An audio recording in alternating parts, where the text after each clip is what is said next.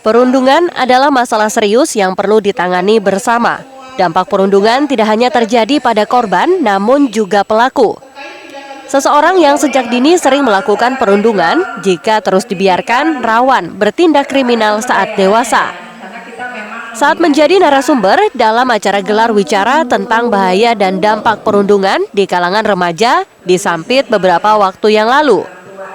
Nisa Kurniati, ilmuwan psikologi, menuturkan perundungan umumnya dilakukan oleh seseorang yang merasa memiliki kekuatan besar dengan menindas orang lain.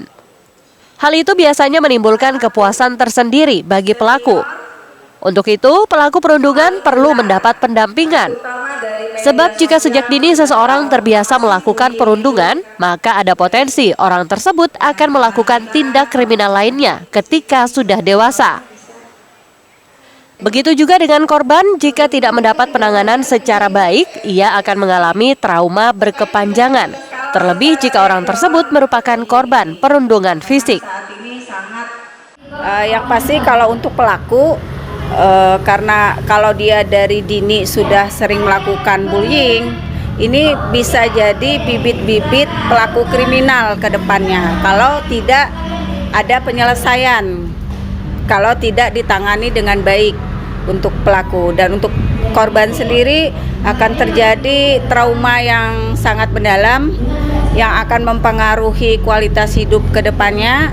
Jadi memang tugas kita bersama untuk bisa, terutama yang berkompeten di bidangnya, pendidik, orang tua maupun psikolog, bekerja sama untuk bisa memberikan pengawasan, penyembuhan bagi pelaku maupun korban.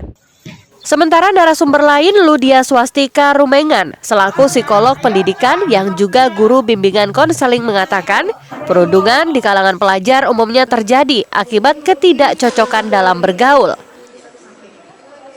Permasalahannya biasanya antara teman, biasanya ada yang tidak cocok atau ada yang kelepasan ngomong, ada juga pelampiasan, mungkin ada masalah dulu belum selesai jadi masih berlanjut. Mungkin mereka tidak tahu, mungkin tidak menyadari itu adalah bullying. Verbal ya biasanya, verbal, tapi biasanya mengatai tentang fisik lawan. Kalau sampai ke tindakan fisik kan ditemukan sejauh ini?